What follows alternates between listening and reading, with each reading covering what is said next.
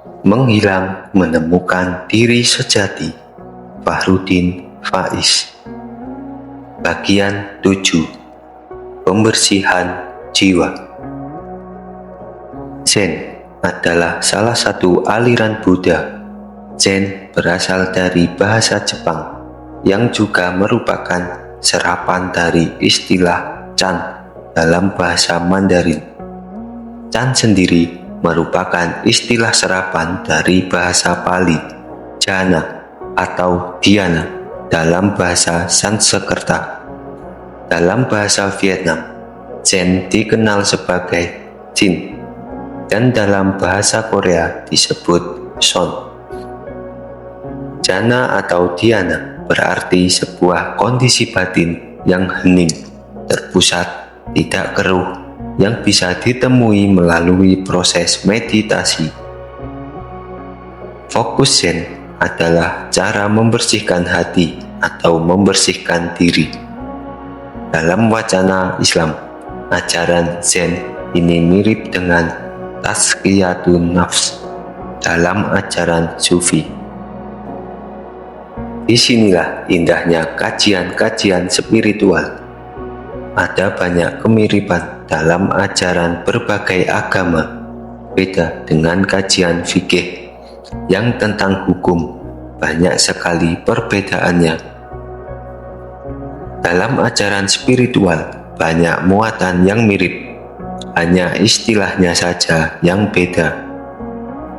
Ajaran Zen bermula di India, transit di Tiongkok, setelah itu baru masuk ke Jepang. Jepang menjadi pertemuan berbagai ajaran timur, baik dari India, Tiongkok, juga Korea. Kendati Jepang juga punya tradisi lokal sendiri. Zen sebagai bagian dari Buddhisme tetap bersanad pada Buddha Sakyamuni atau Siddhartha Gautama. Ajaran Zen sendiri dimulai dari murid keturunan ke-28 Buddha, yaitu Bodhidharma. Dia juga seorang pangeran yang memilih keluar dari istana, sebagaimana Siddhartha. Bodhidharma inilah yang membawa ajaran Zen ke Tiongkok, dan dari sinilah ajaran tersebut menyebar hingga ke Jepang. Bodhidharma adalah generasi setelah generasi Buddha kedua, Mahakassapa atau Mahakasyapa dalam bahasa Sanskerta. Dia bisa dipanggil Kasyap. Dia adalah penerus Buddha Sakyamuni. Ada cerita unik tentang pengangkatan Kasyap sebagai penerus Buddha. Pada hari-hari tertentu, biasanya Buddha mengadakan pengajian. Setiap Buddha berceramah, santri yang datang banyak sekali, sampai ribuan orang. Kasyap adalah salah satu dari ribuan santri yang menghadiri pengajian itu. Dia santri pendiam. Ketika santrinya Buddha masih sedikit, Kasyap biasanya mengambil posisi duduk, tidak terlalu jauh dari Buddha. Sesekali Buddha masih bisa melihatnya. Tetapi ketika semakin banyak santri yang datang, duduknya semakin bergeser ke belakang. Biasanya santri ingin duduk di depan, dekat kiainya, supaya bisa bersalaman dan mendapat berkah. Kasyap tidak seperti itu. Dia malah menjauh.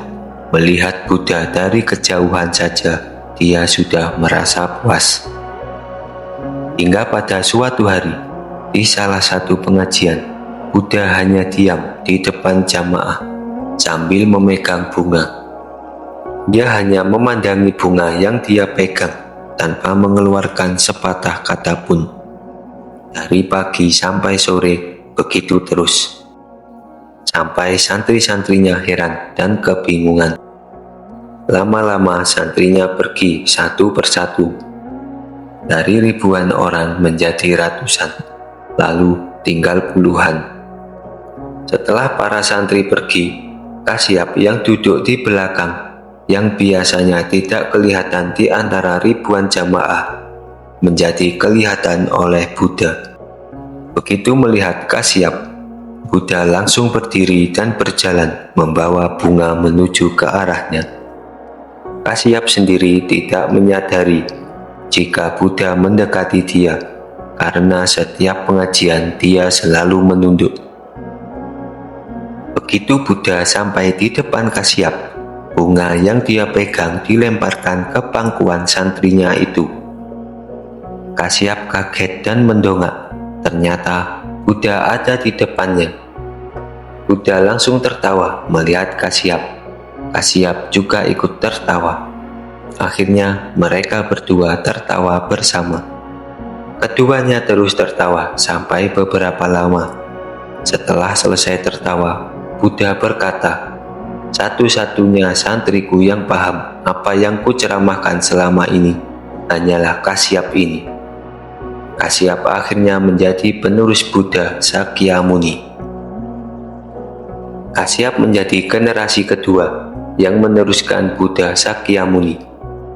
Ajaran itu kemudian diwariskan ke muridnya, lalu diwariskan lagi ke muridnya, begitu seterusnya, hingga akhirnya sampai kepada murid turunan ke-28, Bodhidharma. Bodhidharma aslinya adalah pangeran dari kerajaan Pallava di India. Nama aslinya Jayavarman. Ayahnya adalah Raja Singhavarman. Jayavarman adalah anak ketiga dari 3 bersaudara. Jayavarmanlah yang paling dijagokan rakyat Pallava untuk menggantikan ayahnya. Rakyat menilai dialah yang paling baik dan paling merakyat dibandingkan kakak-kakaknya. Karena itulah Raja Singhavarman mengangkatnya sebagai putra mahkota, calon pengganti raja, untuk menampung aspirasi rakyat. Akan tetapi, Jayavarman sendiri tidak terlalu menyukai kehidupan istana. Setiap hari, pekerjaannya hanya berburu. Sementara itu, kedua kakak Jayavarman iri padanya karena merasa dilangkai oleh adik bungsu mereka sebagai pewaris tahta. Hingga akhirnya terjadi sengketa di dalam lingkungan istana, sampai terjadi saling membunuh. Jayavarman yang pada dasarnya tidak menyukai kehidupan istana menjadi muak dan meninggalkan istana. Dia lalu mengembara dan berguru pada beberapa ulama Buddha zaman itu, hingga akhirnya dia sendiri menjadi Buddha. Keluarga kerajaan Pallava masih ada hubungan kekerabatan dengan Raja-Raja Sriwijaya di Nusantara. Diceritakan bahwa dalam perjalanannya ke Tiongkok, Jayavarman mampir ke Sriwijaya untuk menemui sepupu-sepupunya. Pada puncak kejayaannya, Sriwijaya merupakan pusat kajian agama Buddha terbesar di dunia. Kisah Jayavarman atau Bodhidharma yang paling terkenal adalah pada tahun 520. Dia mengembara hingga ke Tiongkok Selatan, tepatnya ke Kerajaan Liang. Di sana, dia bermeditasi selama 9 tahun menghadap dinding batu di Wihara Loyang. Disitulah dia mendapat pencerahan luar biasa, hingga akhirnya melahirkan Shaolin, yang dikenal dengan seni bela dirinya.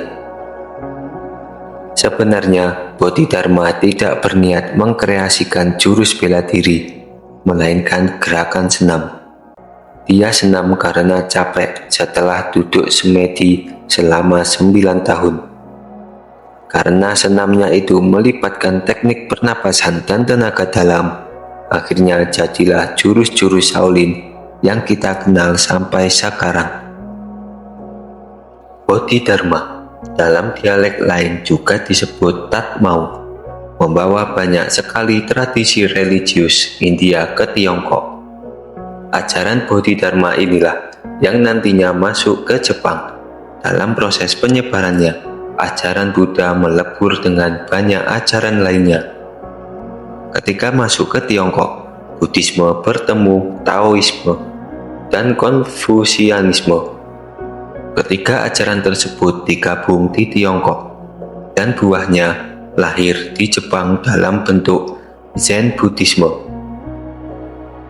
Buddhisme India yang bertemu Taoisme Tiongkok bercampur dengan ajaran tradisional Jepang, melahirkan Zen khas Jepang. Ajaran ini kadang disebut Zen Jepang. Zen Buddhisme menginspirasi banyak hal di Jepang. Di luar konteks religius, Zen sangat memengaruhi budaya Jepang. Pengaruh itu bisa dilihat pada seni arsitektur, ikebana atau merangkai bunga, drama, upacara, minum teh, atau chanoyu, termasuk samurai dan bela diri Jepang. Enso, simbol Zen Jepang disebut Enso, adalah sebuah lingkaran bergaris hitam tetapi kosong di bagian tengah. Gambarnya terkesan hanya dicoretkan begitu saja. Simbol ini ingin menyampaikan pesan bahwa segala sesuatu itu kosong. Maksudnya, hakikat kehidupan ini adalah kosong. Ketika manusia menciptakan berbagai macam makna yang dianggap penting, sebenarnya itu semua adalah buatan manusia sendiri. Itu bukanlah hakikat, sebab hakikat dari semuanya adalah kosong. Kekayaan, jabatan, atau body goal itu semua hanyalah konsep manusia yang tidak ada artinya. Bahkan, sebagaimana telah dijelaskan pada bagian Buddhisme, Tuhan yang kita kenal itu sebenarnya bukan Tuhan itu sendiri, tetapi konsep kita tentang Tuhan. Ketika kita bertengkar soal Islam, mana yang paling benar, Sunni atau Syiah, hingga tawuran selama berabad-abad itu sebenarnya hanya mempertengkarkan konsep kita masing-masing. Apakah kita sedang memperebutkan Islam yang sejati, Islam yang benar, atau sebenarnya hanya berlomba-lomba memperbanyak jumlah pengikut saja? Lalu, apa yang kita dapatkan kalau pengikutnya sudah banyak? Sebenarnya yang diperebutkan hanyalah kosong. Soal nama besar dan popularitas juga begitu. Memangnya populer itu enak? Ketika kita terkenal, apa mungkin kita masih bisa bebas nongkrong, ngopi, atau merokok di pinggir jalan? Tidak bisa. Artis itu ketika sudah tidak laku, pasti langsung miskin, karena dia terlalu menuruti tuntutan gaya hidup. Selama jadi artis, ketika nongkrong dia merasa harus begini dan begitu, supaya tidak memalukan. Untuk itu perlu banyak biaya. Dia harus beli pakaian, aksesoris, ponsel, mobil, berdandan, dan lain sebagainya. Ketika mulai sepi job pun dia tetap harus tampil wow. Sementara pemasukan sudah tidak ada, modal buat penampilan dari mana? Akhirnya dipaksakan.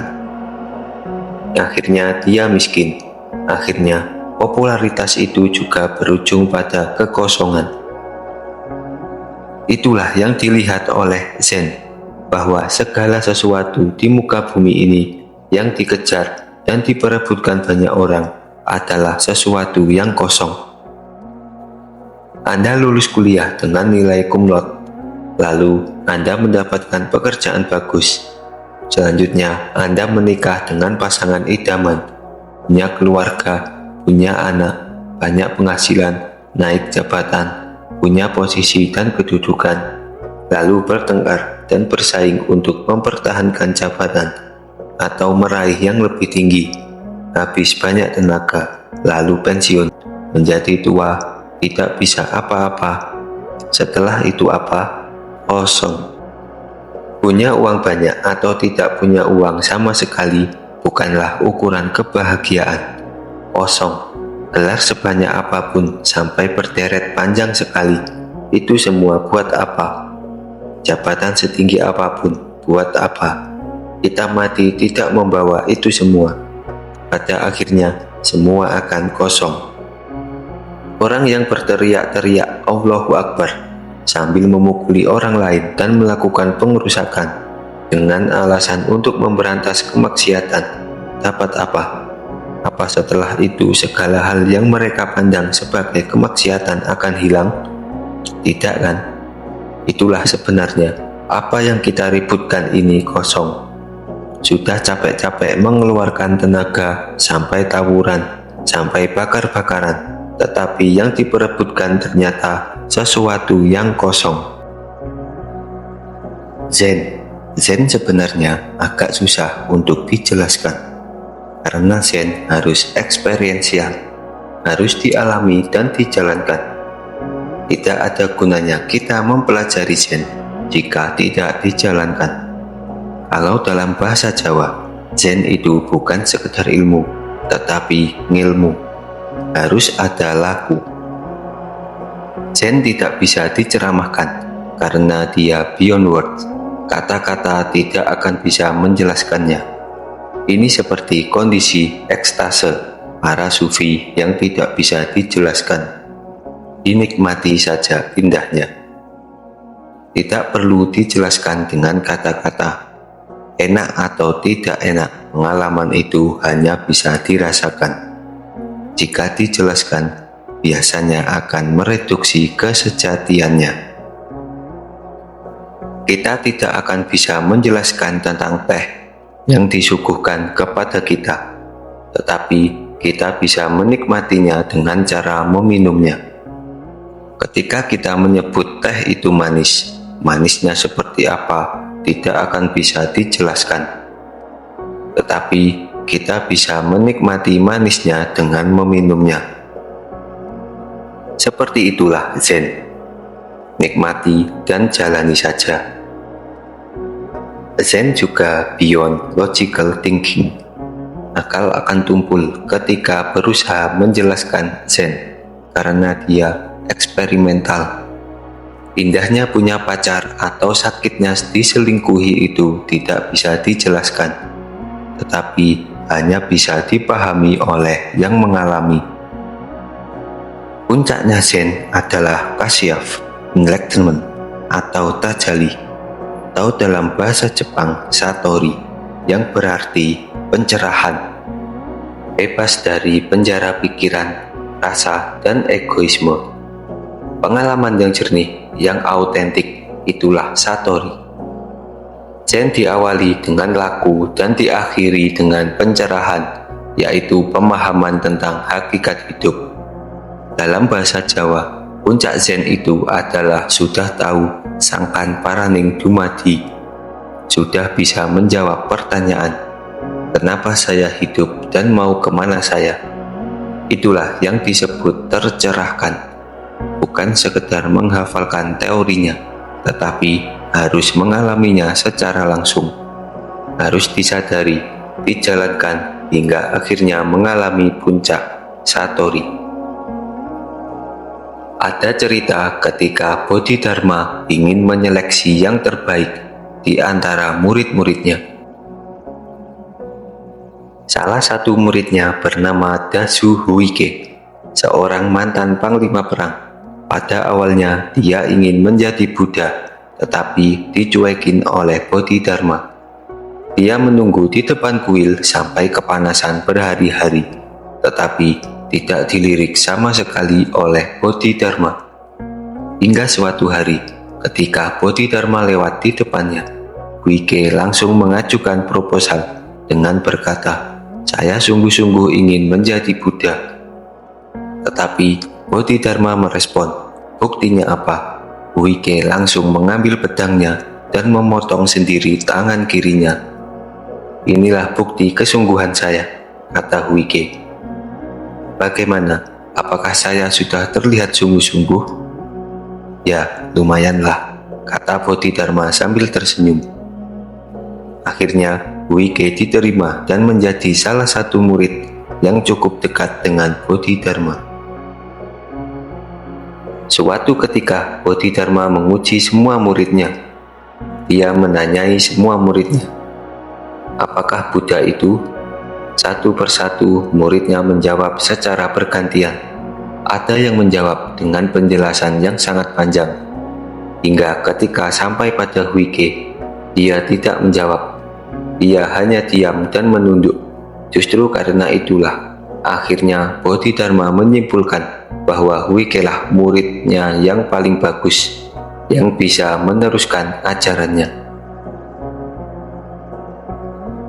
Meditasi dan pencarian diri. Inti ajaran Zen adalah meditasi dan mencari diri. Harus ada fase pencarian diri dalam hidup kita. Karena realitas hidup kita, mulai dari bangun tidur sampai tidur lagi, seringkali membuat kita kehilangan diri kita sendiri. Harusnya sebelum tidur atau setelah bangun, kita tenangkan diri sebentar, ambil nafas dalam ritme yang agak pelan dan panjang. Bernapas seperti itu ada pengaruhnya bagi kita. Jangan terlalu cepat ketika bernapas, agak panjangkan. Dengan bernapas seperti itu, pikiran bisa menjadi lebih tenang. Sembari kita mengingat-ingat dalam satu hari ini apa saja yang kita lakukan, pasti kita akan menemukan beberapa hal yang agak mengganjal. Misalnya, hari ini kita libur dan mengingat-ingat apa saja yang sudah kita lakukan. Ternyata setelah sholat subuh tidur lagi, bangun pukul 10. Setelah itu main medsos, WA, makan, lalu tidur lagi. Dari situ akan kelihatan bahwa banyak hal sia-sia yang kita lakukan dalam satu hari. Itu hanyalah contoh refleksi yang sederhana. Dengan meditasi yang lebih intens, kita akan bisa mencari sesuatu yang lebih jauh ke dalam diri kita. Kita akan bisa semakin memahami diri sendiri, memahami watak kita sendiri, memahami kedirian kita sendiri, memahami apa saja yang selama ini membungkus diri kita, memahami apa yang seharusnya tidak mencengkeram kita, tetapi pada kenyataannya sangat mencengkeram, memahami apa saja yang membuat kita tergantung, atau memahami siapa saja idola yang kita jadikan kiblat sehingga mengacaukan pikiran kita saat ini. Seperti itulah yang dimaksud dengan mencari diri. Itulah meditasi yang sangat dianjurkan oleh Zen. Jika Anda seorang Muslim, Allah memberikan banyak momen untuk melakukan meditasi. Sholat wajib sehari 5 kali itulah meditasi yang diperintahkan langsung oleh Allah. Ada banyak momen di dalam sholat yang itu seharusnya menghadirkan kesadaran. Allahu Akbar, misalnya, seharusnya menyadarkan betapa kita sangat kecil dan lemah. Hanya Allah yang maha besar. Sholat dan zikir adalah media yang diberikan Allah kepada kita untuk menemukan diri kita sendiri. Tetapi bukan hanya diucapkan di bibir saja. Dalam kisah Zen, ada seorang wanita bernama Yuen yang terus mengucapkan nama-nama Buddha sampai sekian ratus kali dalam sehari. Dia lakukan itu selama bertahun-tahun. Ada suatu ketika, ada tetangganya yang bermaksud mengerjai dia. Ketika Yuen sedang menyebutkan nama-nama Buddha, tetangganya memanggil namanya, Nona Yuen. Yuen mendengar itu. Awalnya tidak acuh. Ia menganggap panggilan tetangganya itu adalah godaan yang bermaksud mengganggu wiritannya. Tetapi tetangganya terus-menerus memanggil, hingga akhirnya Yuen merasa kesal. Kenapa memanggil-manggil aku terus? Aku kan sedang wiritan, jawabnya kesal. Dengan enteng tetangganya menyahut, aku cuma menguji kamu saja. Kupanggil beberapa kali saja kamu sudah marah. apalagi Buddha yang kamu sebut sampai ratusan kali dalam sehari. Seperti itulah yang terjadi kalau wiridan hanya di bibir, tidak sampai ke hati. Sebutan nama-nama itu tidak akan ada karomahnya, tidak akan terinternalisasi dalam diri kita, sehingga ada orang yang tetap marah-marah meski sering wirid. Jika nama-nama Buddha itu benar-benar merasuk dan terinternalisasi dalam diri Yuen, harusnya dia tidak marah-marah kepada tetangganya. Apa yang dilakukan Yuen seperti orang yang memanggil-manggil temannya berulang-ulang, tapi ketika temannya menyahut ada apa, dia malah menjawab tidak ada apa-apa, cuma manggil. Tentu kita kesal, dan bagaimana kesalnya Allah kalau kita hanya memanggilnya dengan bibir saja. Setiap hari minta ihdinas siratal mustaqim, tunjukkan kami jalan yang lurus. Sudah ditunjukkan tetapi tidak dijalankan. Setelah itu minta lagi ihdinas siratal mustaqim, diberi lagi, tidak dijalankan lagi. Begitu terus, lama-lama Allah jengkel juga. Sempatkanlah waktu untuk memahami diri kita sendiri. Jangan sampai kita kehilangan diri kita sendiri. Dalam banyak hal, kan kita selalu punya kiblat. Potongan rambut model Korea, baju model Amerika, tetapi tidak ada satupun yang mencerminkan diri kita sendiri. Semuanya kita duplikasi dari luar diri kita. Misalnya, kita suka musik dangdut ketika tinggal di kampung, tetapi karena pindah ke kota, kita ikut-ikutan suka musik pop.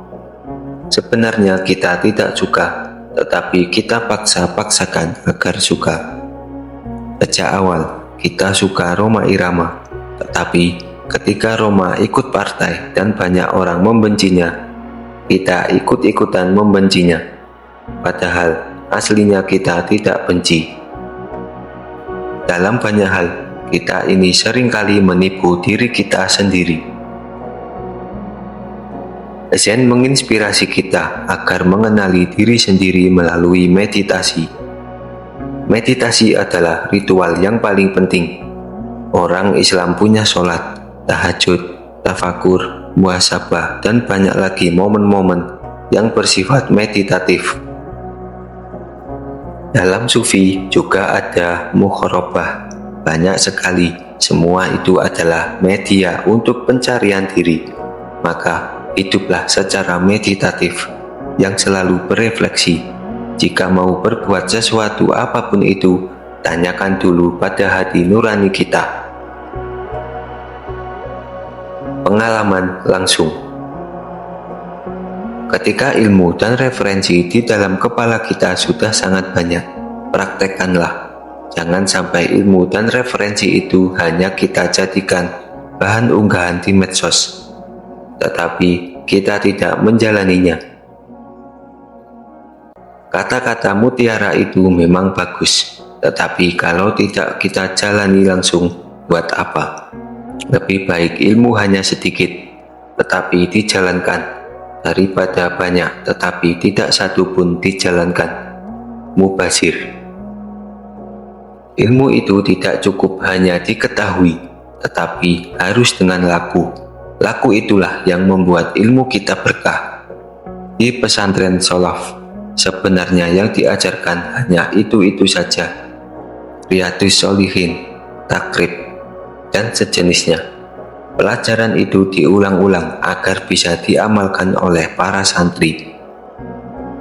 Penekanannya pada prakteknya, bukan pada materinya, agar ilmu itu bisa menjadi berkah. Beda dengan pelajaran di sekolah atau kampus, di mana materinya banyak sekali, tetapi hanya sebatas dihafalkan, agar bisa mengerjakan ujian. Itulah kenapa ilmunya tidak berkah. Hanya diketahui saja, tetapi tidak dipraktekkan. Kenapa harus capek-capek belajar kalau tidak mengamalkannya?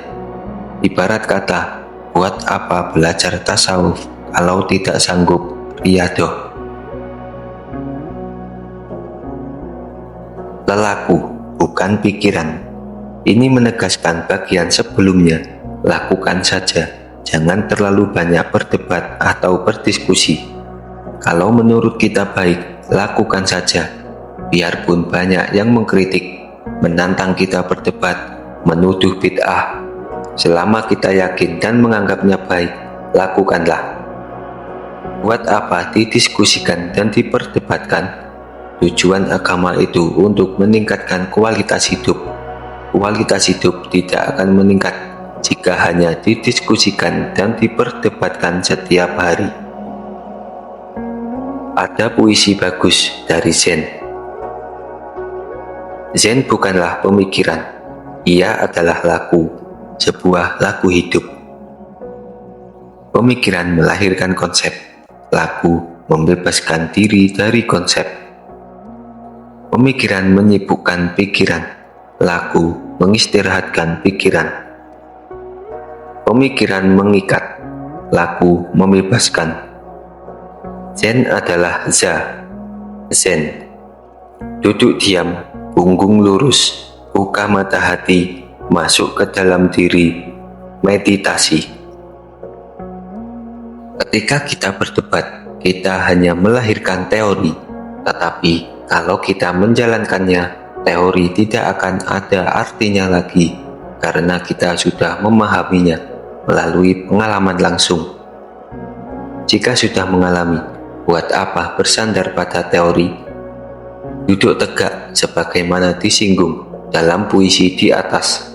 Sebenarnya juga penting. Sebagian besar kita tidak bisa duduk tegak. Kebanyakan agak membungkuk. Padahal duduk tegak ini penting, terutama berkaitan dengan kesehatan. Maka mulailah berlatih duduk tegak. Ketika duduk tasyahud, kaki boleh miring, tetapi usahakanlah punggung tetap tegak. Ketika sholat juga demikian, tegakkanlah punggung. Akan banyak manfaat yang kita dapatkan dari situ. Ketika mau introspeksi ke dalam, duduklah tegak, buka mata hati, dan masuklah ke dalam diri. Jangan melihat keluar. Sumber semua konflik hari ini terjadi karena semua orang melihat keluar. Bahkan tidak hanya melihat keluar, tetapi juga mencari kesalahan dari yang di luar dirinya. Ketika ada apapun, yang dikambing hitamkan adalah yang di luar dirinya. Datang terlambat, yang disalahkan kemacetan lalu lintas. Padahal kalau mau berangkat lebih awal, sangat mungkin terhindar dari kemacetan. Itulah kebanyakan manusia sekarang, yang disalahkan selalu yang di luar dirinya. Itu semua karena manusia selalu berjalan keluar dirinya, bukan ke dalam.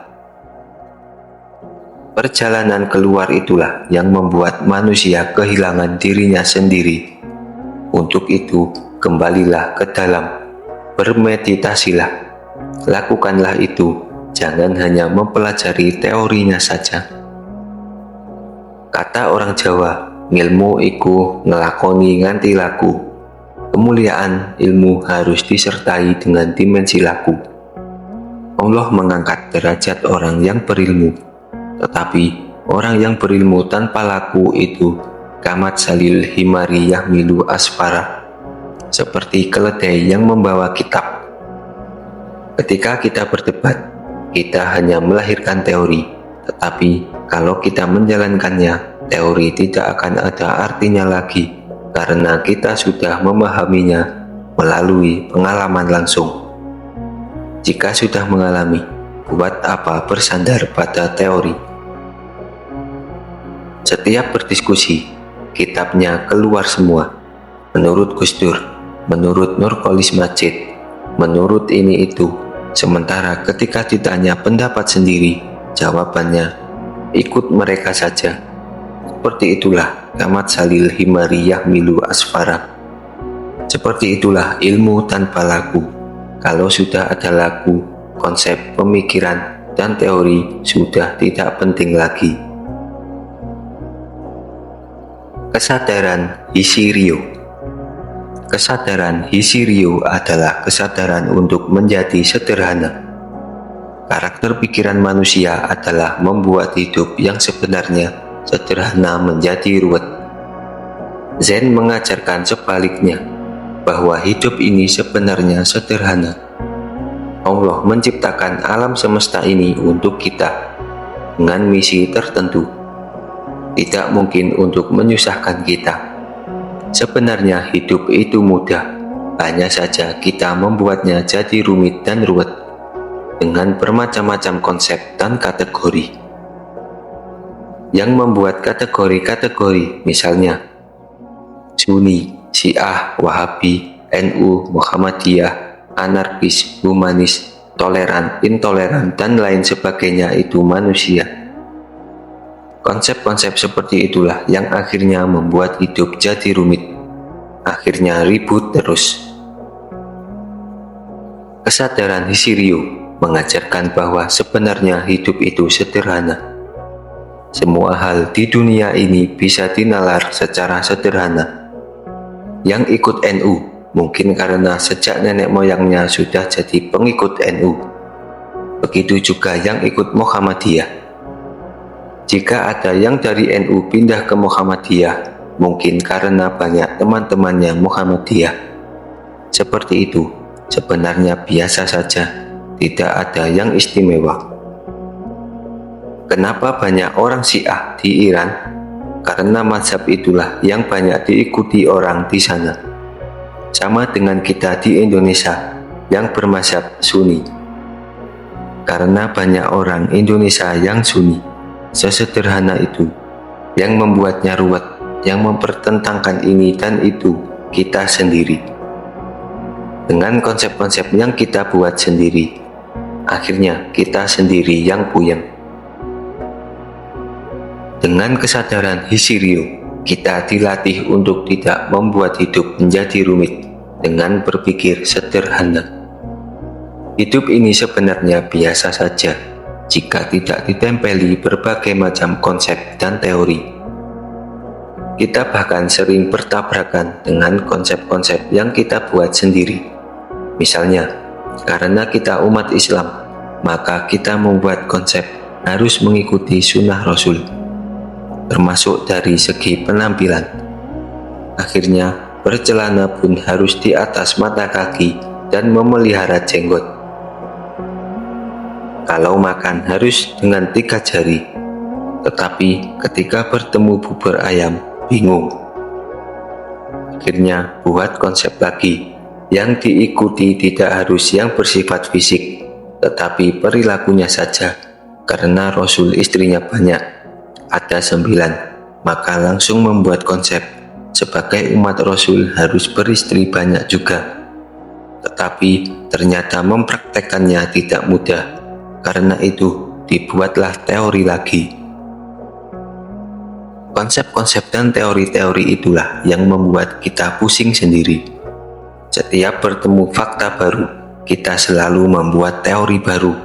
Saking kebingungannya dengan fakta-fakta baru yang selalu dinamis dan terus berkembang, akhirnya menyerah. Akhirnya tidak mau berpikir lagi untuk melegitimasi kemalasan berpikir itu.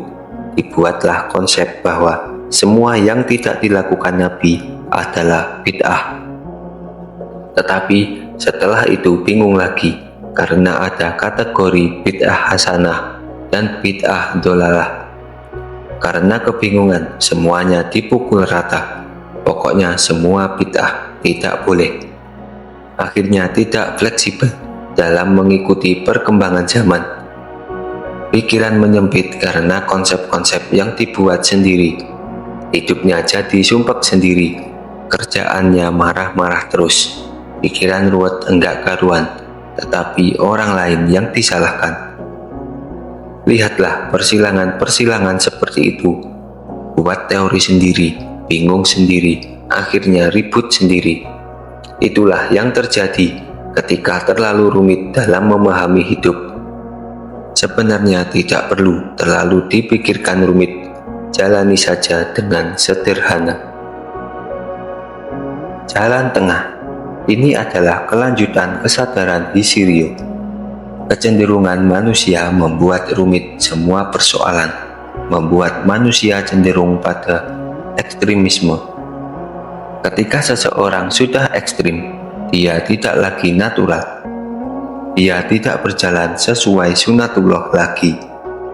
Orang memang harus konsisten dengan keimanannya, tetapi kalau sudah jadi ekstrim, radikalis, fundamentalis, apalagi teroris, sudah tidak natural lagi. Semua orang boleh bebas berpikir dan menganalisis, itu natural saja. Tetapi ketika sudah ekstrim hingga menjadi liberal dan kebebasannya tidak terbatas, itu sudah tidak lagi natural. Sebab kebebasan itu justru ada ketika orang sadar atasnya sendiri. Maka jangan ekstrim. Jalan tengah yang dimaksud Zen ini bukan berarti hangat, yang berarti ada di tengah-tengah panas dan dingin, tetapi mengambil yang wajar-wajar saja, bukan yang ekstrim. Dengan begitu, hidup kita akan lebih nyaman. Tidak perlu berpikir terlalu dalam atau mengambil posisi yang aneh-aneh, apalagi mempertahankannya mati-matian. Kalau sampai begitu, kita bisa menjadi ekstrim. Adalah benar orang Islam harus berpedoman pada Al-Quran dan Sunnah. Tapi ketika salah posisi dalam memahami Al-Quran dan Sunnah, dan posisi itu dipertahankan mati-matian, tentu jadinya ekstrim, kaku dan tidak lentur. Yang liberal juga begitu. Orang memang bebas berpikir, akan tetapi ketika dia memaksakan diri untuk bebas sebebas-bebasnya, posisinya jadi sama dengan orang yang memaksakan dirinya untuk kaku. Masalahnya bukan pada soal bebas atau kaku, tetapi soal memaksakan diri. Ketika sudah ada pemaksaan, maka sudah tidak natural lagi, sudah ekstrim. Yang moderat sajalah, itulah kata Zen. Musuh toku. Musuh toku berarti berhenti mengejar. Maksudnya, lakukan saja apa yang harus dilakukan. Jangan lakukan apa yang harusnya tidak dilakukan, dan tidak usah menghitung hasilnya. Tidak usah memancang pamrih apapun, jalani saja, manfaatnya juga akan datang sendiri. Kalau belajar, belajarlah sebaik-baiknya, tidak usah memikirkan akan mendapat nilai apa, jalani saja. Kita hanya punya kuasa untuk belajar, dharma kita hanyalah belajar. Soal hasil, itu sudah di luar kuasa kita. Yang penting jalani saja tanpa harus mengejar-ngejar sesuatu. Realitas punya logikanya sendiri. Kalau orang Islam mau sholat, sholat saja. Karena orang Islam memang harus sholat. Tidak usah memikirkan apa yang akan didapatkan dengan sholat. Dalam Zen, yang penting jalankan saja dharma. Kalau dharmanya bertani, ya bertani saja. Kalau dharmanya jadi pejabat, jalankan tugas dalam jabatan dengan baik. Tidak perlu mematok target. Realitas punya logika sendiri terhadap apa saja yang kita lakukan. Jika kita bekerja keras, uang akan datang sendiri. Jika kita belajar dengan giat, nilai bagus akan datang sendiri. Semua sudah ada logikanya. Tidak perlu merusak logika itu dengan memasang target.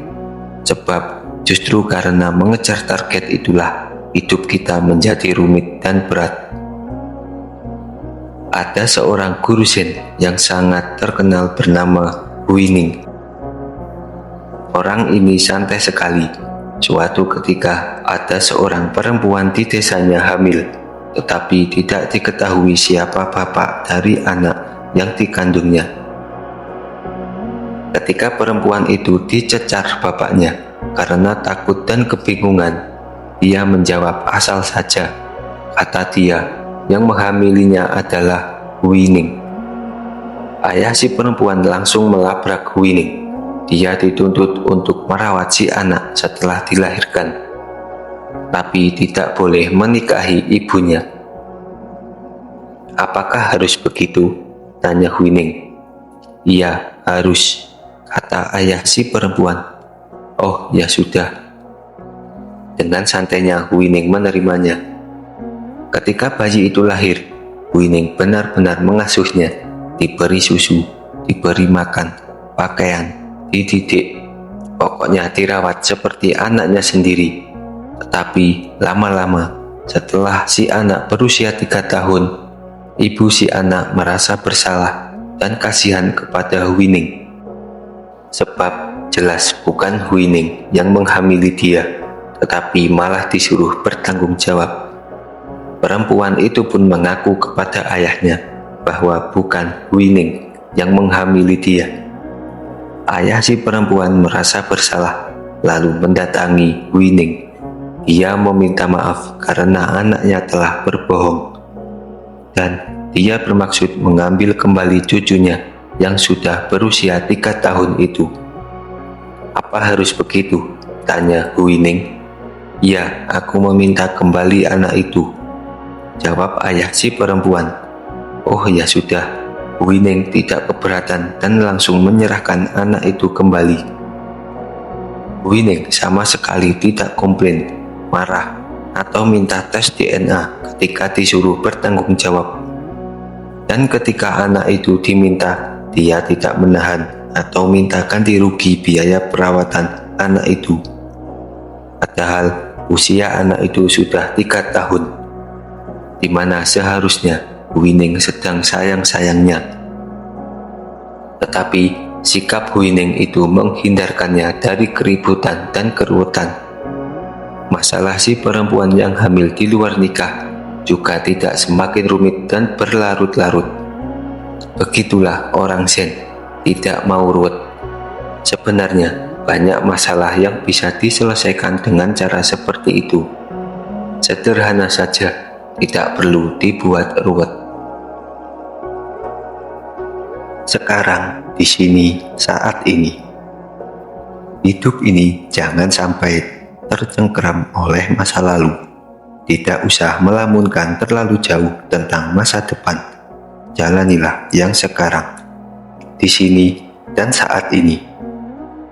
Jika di hadapan Anda hanya ada teh, nikmatilah teh itu. Jangan membayangkan kopi yang tidak ada di hadapan Anda. Tidak ada gunanya membayangkan yang tidak ada. Banyak orang yang tidak bisa menikmati hidup karena angan-angannya terlalu panjang atau terjebak masa lalu dan tidak bisa keluar dari sana. Padahal saat ini banyak sekali kenikmatan, tetapi dia tidak bisa merasakannya karena terlalu terlena pada masa lalu dan khawatir tentang masa depan. Ujian masih minggu depan, bingungnya sudah dari sekarang. Padahal banyak hal yang masih bisa dinikmati sekarang tanpa harus membingungkan ujian. Yang paling penting adalah nikmati hidup kita sekarang, di sini, dan saat ini. Yang paling penting adalah apa yang terjadi sekarang. Punya cita-cita boleh, tetapi jangan terobsesi. Kita tidak tahu apa yang ada di depan kita. Teringat masa lalu boleh, tetapi jangan tenggelam. Ibarat naik motor, nikmatilah perjalanan saat ini. Tidak masalah sesekali melirik spion, tapi jangan terus-menerus melihat spion, bisa menabrak. Jika dalam bahasa agama, syukurilah apa yang ada sekarang. Istilah ini sangat sulit diartikan, bahkan seringkali salah diterjemahkan. Secara umum, artinya sama dengan action in no action. Jika dalam istilah Sunan Kalijaga dalam serat Lokajaya adalah ngeli ning ora keli, ikut menghanyutkan diri dalam realitas tetapi tidak tenggelam. Maksudnya, pahamilah lingkungan sekeliling. Hiduplah secara natural, jangan memaksakan diri, jangan mengatur-atur, jangan mengintervensi yang sudah menjadi sunatullah.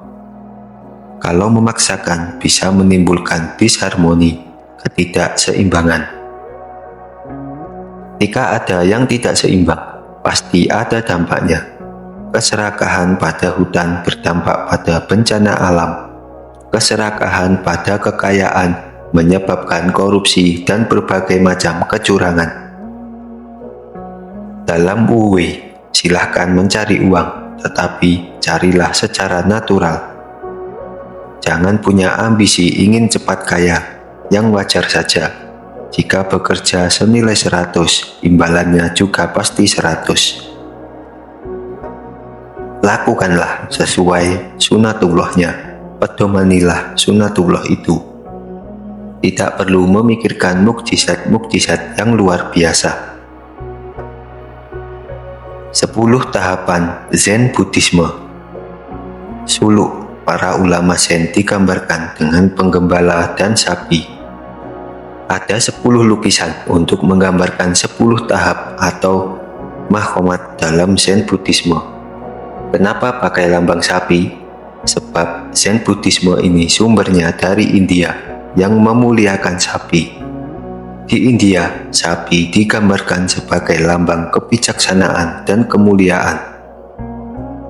Level pertama bagi mereka yang ingin menjalankan laku Zen adalah menumbuhkan kesadaran. Tahap ini digambarkan dengan mencari sapi yang hilang.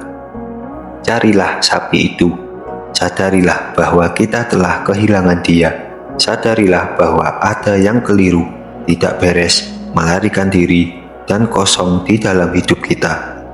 Sadarilah bahwa seharusnya ada yang jalan tetapi tidak jalan. Salah satu poin yang menunjukkan jika hidup kita sudah benar adalah kita sadar bahwa ada yang keliru di dalam hidup kita. Maka yang pertama-tama harus kita sadari adalah sapi kita hilang. Senapas dengan ajaran Zen, dalam sufisme Islam, mahkomat pertama yang harus dilakukan adalah bertobat. Dan tobat dimulai dengan kesadaran. Sadar bahwa diri kita keliru, tidak berada di jalur yang benar, dan ada banyak hal yang seharusnya kita lakukan tetapi tidak kita lakukan. Level kedua adalah menemukan jejak sapi. Setelah kita sadari bahwa sapi kita hilang, kita harus melacaknya, harus mencari jejaknya. Dalam bahasa Islam, menemukan jejak sapi. Ini sama dengan muhasabah.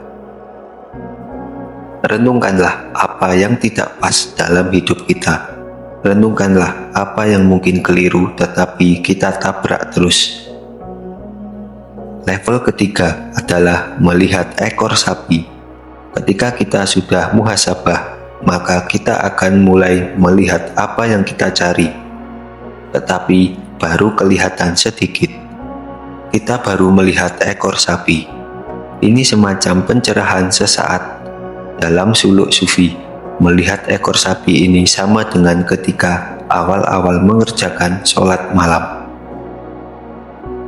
Jika seseorang tidak terbiasa sholat malam, lalu ketika ada masalah mengerjakan sholat malam, dia akan merasakan ketenangan sesaat. Seperti itulah melihat ekor sapi. Ada percikan pencerahan. Jika percikan atau ekor sapi itu tidak diikuti terus, dia akan gagal mendapatkan pencerahan. Kalau tidak dia teruskan, sapinya tidak akan ketemu. Level keempat adalah menaklukkan sapi. Setelah sapinya ketemu, taklukkanlah dia. Sapi itu sudah terlalu lama di luar, sehingga dia menjadi liar. Seperti itulah nafsu dan pikiran kita jika terlalu lama diumbar. Kita harus menguasainya. Pencerahan itu urusannya adalah menaklukkan diri. Ketika kita sudah menemukan ekor sapi saat sholat malam, tetapi setelah itu kita tergoda untuk mengikuti nafsu kita lagi, ingat, jangan sampai kalah. Taklukkanlah dia. Kalau kita gagal, sapi itu terus menjadi liar, bahkan semakin liar. Tahap inilah yang dalam sufi disebut mujahadah atau riyadoh. Ketika kita wiritan sekian ribu kali, sebenarnya saat itu kita sedang berusaha untuk menaklukkan sapi yang ada dalam diri kita. Memang susah menaklukkan sapi itu, apalagi kalau dia sudah liar. Tetapi kita harus terus berusaha menaklukkannya, atau kita akan kehilangan dia lagi. Proses inilah yang paling panjang dan berat. Level kelima adalah berhasil menjinakkan sapi. Kita berhasil menaklukkannya, sapinya kalah. Kita berhasil menaklukkan diri kita sendiri setelah kita berusaha dengan sungguh-sungguh. Inilah kasyaf, makrifat. Level keenam adalah pulang ke rumah, kembali ke diri yang sejati. Tahap ini digambarkan dengan keberhasilan penggembala mengendalikan sapinya. Dia menunggangi sapi itu untuk dibawa pulang. Ini adalah metafora ketika manusia berhasil mengendalikan nafsu dan pikirannya. Jika sebelumnya hidupnya disetir oleh pikiran, sekarang dibalik, dia yang menyetir pikiran dan membawanya pulang ke rumah. Dia mulai memahami yang sejati dan mengenali diri sendiri. Level ketujuh adalah menikmati ketenangan. Ketika sapi sudah berhasil dibawa pulang, kita tinggal menikmati ketenangan. Jiwa kita sudah melewati tahap taholi, di mana jiwa kita sudah bersih dan nyaman. Inilah indahnya pencerahan ketika jiwa kita sudah tenang dan stabil. Inilah nikmatnya menang dari diri sendiri ketika diri sudah tazkiyatun nafs. Suasana inilah yang disukai oleh para sufi. Tenang, seperti gembala yang menikmati indahnya malam ketika sapinya sudah di rumah. Level ke-8 adalah keheningan. Inilah moksa, nirvana atau surga. Inilah enso.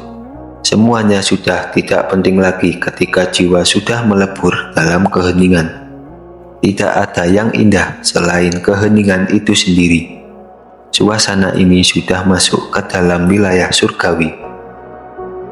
Pada era-era awal sufisme, makhomat para sufi hanya sampai pada tahap ke-8 ini. Tetapi setelah 12 tahun, ada tambahan 2 makhomat atau level lagi. Beberapa ulama Zen menolak tinggal di surga karena merasa kasihan kepada manusia-manusia yang masih belum sadar.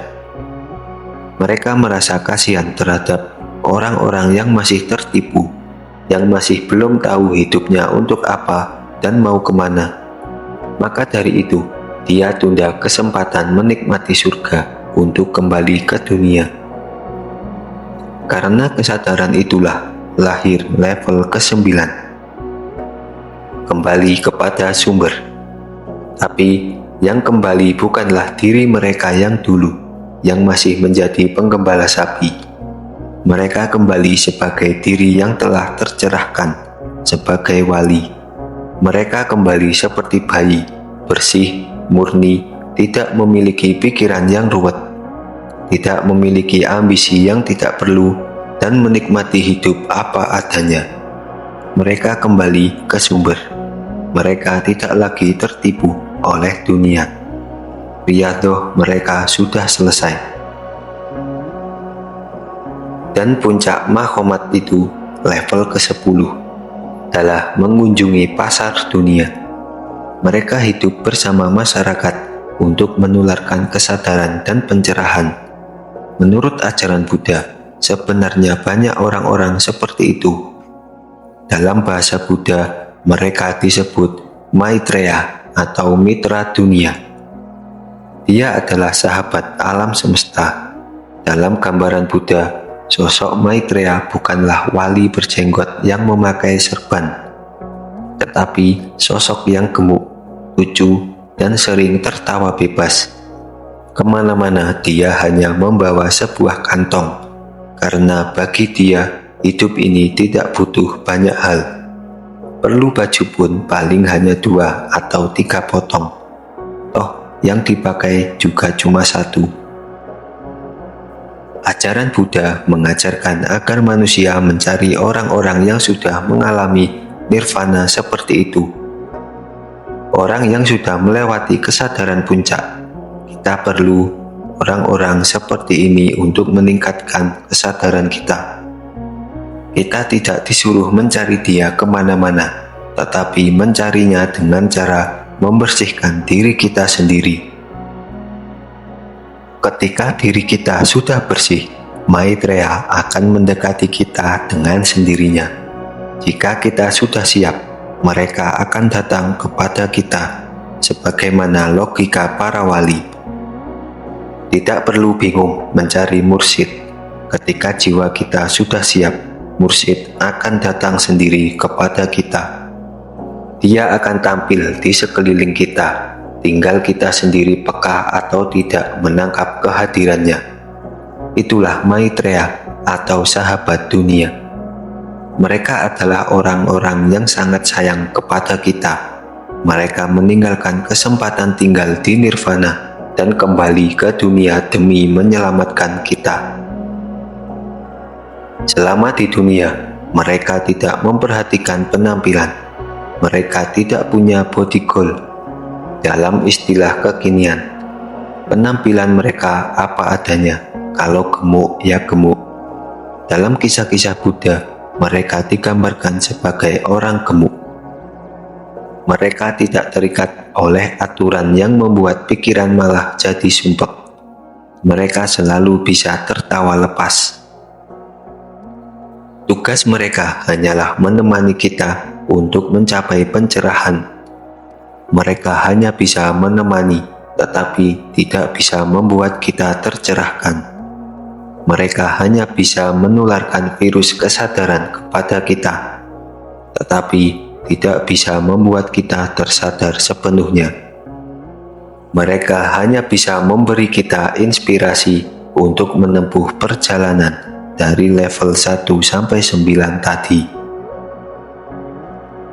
Dalam kitab-kitab Buddha, ada ramalan yang menyebutkan bahwa di akhir zaman akan ada Maitreya yang mengendarai unta, dan di banyak tafsir itu meramalkan kehadiran Nabi Muhammad SAW.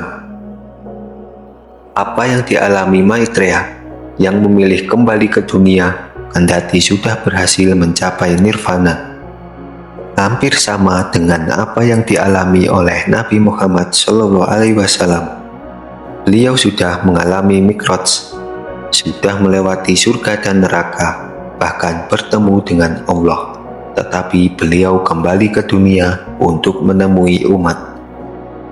Ibnu Arabi pernah berkata, "Kalau aku Muhammad, aku tidak akan mau kembali lagi ke dunia, karena tujuan semua manusia adalah ke sana. Ketika sudah sampai, kenapa harus kembali lagi ke dunia?" Tetapi Nabi punya alasan untuk kembali lagi ke dunia, sama seperti alasan para Maitreya, karena kasihan dengan umatnya. Nabi Muhammad SAW adalah sahabat dunia, dan karena itu pula Nabi menyebut orang-orang di sekelilingnya adalah sahabat, bukan murid. Hikmah Zen Buddhisme. Ada beberapa kutipan menarik dari Zen Buddhisme. Tidak usah terlalu sumpek dengan pikiran Anda. Jika Anda paham, segala sesuatu tetap berjalan seperti biasanya. Kalaupun Anda tidak paham, segala sesuatu itu juga tetap berjalan seperti biasanya. Anda paham filsafat, Anda masih makan seperti biasa. Anda tidak paham filsafat, Anda juga masih makan seperti biasanya. Tidak ada yang berubah, makanya tidak usah menganggap pikiran kita terlalu serius, karena dia banyak menipu kita. Banyak orang berdiri di balik bayangannya sendiri, tetapi dia sendiri heran, kenapa gelap? Padahal gelap itu karena dia tertutupi bayangannya sendiri, tetapi dia tidak sadar jika yang menutupi itu adalah bayangannya sendiri. Dia marah-marah pada orang lain, menuduh orang lain, dan menyerang orang lain. Padahal sebenarnya yang gelap adalah dirinya sendiri. Ada cerita Zen tentang dua pedagang keliling yang menceritakan tentang orang yang tertipu bayangannya sendiri. Alkisah, ada salah satu pedagang usil. Dia mencari tikus mati dan ditaruh di keranjang temannya agar dagangan temannya tidak laku. Pedagang yang dagangannya ditaruhi tikus pun marah. Dia mau membalas temannya yang usil. Dia bertekad mau menaruh kembali tikus mati yang ada di keranjangnya itu ke keranjang pedagang yang usil tadi. Tetapi sambil mencari orang yang menaruh tikus di keranjangnya, pedagang tersebut membiarkan tikus itu berada dalam keranjang dagangannya. Dibawanya kemana-mana. Otomatis dagangannya bau bangkai tikus. Ketika kita mengalami masalah atau keruwetan apapun dalam hidup kita, ingatlah bahwa itu adalah bayangan kita sendiri. Kita sendiri yang membuatnya menjadi gelap, bukan orang lain. Itulah metafora untuk orang yang menyimpan dendam jika mendapat perlakuan tidak baik dari orang lain. Dia benci, marah, dan dendam, sementara dia membawa perasaannya kemana-mana, seperti bangkai tikus tadi. Mungkin awalnya memang bukan dia yang salah, tetapi karena memelihara kemarahan dan kebencian, kebusukan itu akhirnya tinggal di dalam dirinya. Baunya busuk seperti bangkai tikus. Kendati debu emas itu berharga, tetapi ketika ia masuk ke mata kita, maka pandangan kita tidak akan jernih. Banyak hal yang kita anggap berharga, apakah itu harta, kelompok, aliran pemikiran, apapun itu, pada akhirnya menjadi penghalang kejernihan pandangan kita. Yang sangat menyakitkan itu bukanlah orang lain yang berubah, tetapi diri kitalah yang tidak bisa menerima dan memahami perubahan. Jika ada orang lain berubah, jangan marah-marah kepadanya, tetapi marahlah kepada diri kita sendiri yang tidak bisa menerima perubahan atau tidak bisa mengakomodir yang berbeda. Kita harus lentur. Kalau kita kaku, kita akan mudah patah. Ada 10 cara untuk menjalani hidup Zen. Yang pertama, buang semua pembandingan. Yang kedua, buang hasrat untuk berkompetisi. Yang ketiga, buang kebiasaan menghakimi. Yang keempat, buang kemarahan kepada apapun atau pada siapapun. Yang kelima, buang semua penyesalan. Yang keenam, buang semua kekhawatiran. Yang ketujuh, buang kebiasaan menyalahkan. Yang kedelapan, buang rasa bersalah. Yang kesembilan, buang ketakutan. Dan yang kesepuluh, gunakanlah sabuk yang cocok dan tertawalah setidaknya sekali dalam sehari.